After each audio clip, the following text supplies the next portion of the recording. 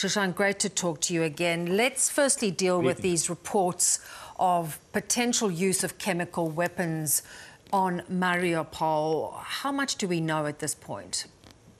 We know very little indeed, and I'd suggest treating these reports with extreme caution.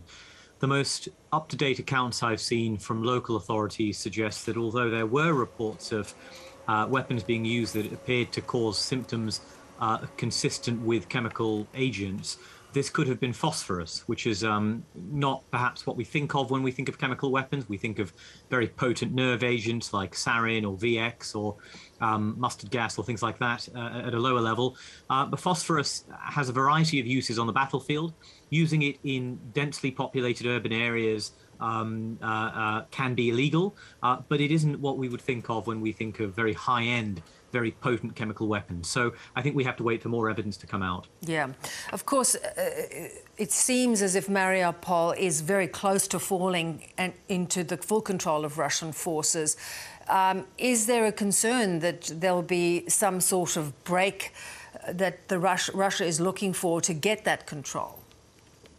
Well, of course, I think Mariupol has been on the edge of falling for over a week. A week ago, in fact, about 10 days ago, you could see that Russian forces had penetrated to the center of the city from the west side, and it looked like it was going to fall in days.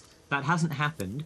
And yes, you're correct that Russia is desperate to finish off Mariupol, to complete its takeover of the city, because it needs those forces. It needs to free up the forces that are besieging it so it can move them north to attack Ukrainian forces in Donbass, further north in Donbass. And that may drive them to take on more brutal tactics, more aggressive tactics. And I can tell you, I've been very worried about chemical weapons use for over a month. I think it's been a serious, realistic possibility. But nevertheless, I'm treating every single report with real caution. And I think we absolutely need more evidence on this before we would can say anything tangible about what's been used in Mariupol. Yeah. Well, let's look at what we are able to observe, Shashank, about how Russia is massing for what they've described now as the complete liberation of the Donbass. As you say, there are still troops tied up in other parts of Ukraine. How ready are they for that sort of full-scale assault? They're not very ready at all, I would say. There are some suggestions that Vladimir Putin may wish to take the rest of Donbass. Of course, he controlled about a third of it before this war. He controls a lot more of it now, but there's still a great deal he doesn't. And there are suggestions he wishes to take the whole thing by May 9th, which is the date that Russia celebrates Victory Day, its victory over Nazi Germany in 1945. And that, to me, looks highly unrealistic. You know, look, of the original invasion force of about 120, 125 battalion tactical groups, or BTGs, the sort of currency of Russian military power, perhaps 700, 800 troops each, about 90 of those are left combat effective, which means, you know, 37, 38, something like that, have been left combat ineffective. And it will take weeks to get those back up to scratch, to have wounded men rest, to have vehicles replaced, to have new, fresh manpower come in. And so the danger for the Russians is, as I was told by an official this week, is if they start introducing reinforcements to Donbass in a sort of penny packet fashion, small numbers of troops at a time, they will get chewed up and spat out, and their offensive will run out of steam, just like it did around Kiev. So I think the Russians want to make this work. It's going to take them some time to mass and muster the forces necessary for it. Yes.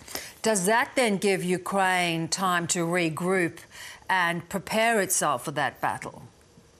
It does. I think Ukraine sees an absolutely vital window of opportunity here. It can't move all of its forces from northern Ukraine to Donbass because, of course, you still have the Russian army sitting in Belarus. It has to protect the capital. It has to protect their supply lines from the west of the country, coming in from Poland and other places.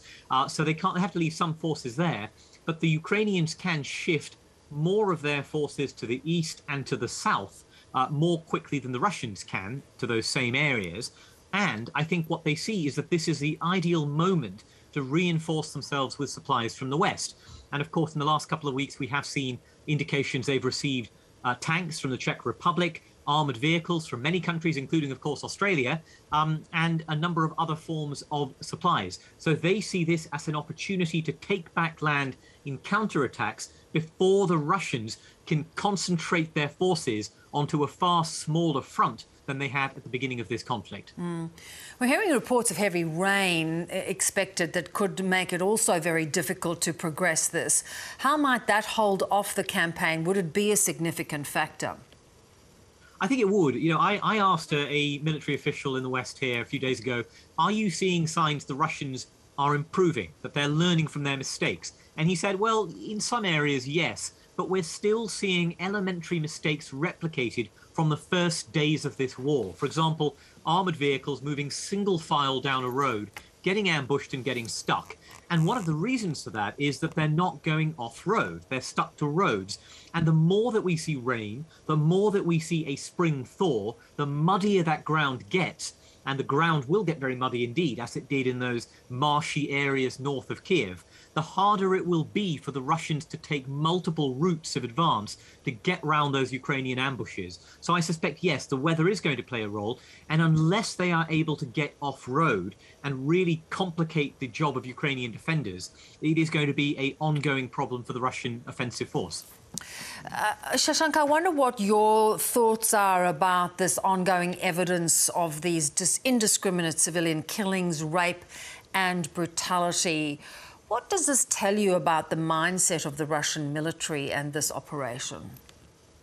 It suggests that what we thought was an army that had been reformed and professionalized since the Georgia campaign of 2008, a campaign that didn't go very well for the Russians, that in fact it is more unreconstructed, more Soviet, more primitive in its leadership, in its legal boundaries, in its morale, in its training than many of us assumed and many Russian watchers assumed.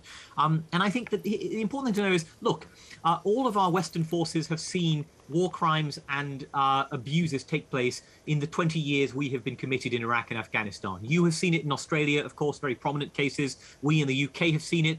America's Navy SEALs have committed those abuses. The difference here is, how do the organizations respond? Do they admit to these mistakes or do they cover them up? Do they hold people accountable or not? And how systematic are these? And what I am seeing in Russia, from Bucha to Kharkiv to Mariupol, all across the country, northeast, south, is an army that lacks professional leadership, that is committing abuses, and that is then covering up those abuses by blaming them on MI6 or the Americans or the Ukrainians or some other fantasy. And I think that this really speaks very ill of the level of discipline and training and professionalism we see in the Russian armed forces today. Yeah. Shashank, your insights are always so helpful. Thank you so much indeed. You're very welcome.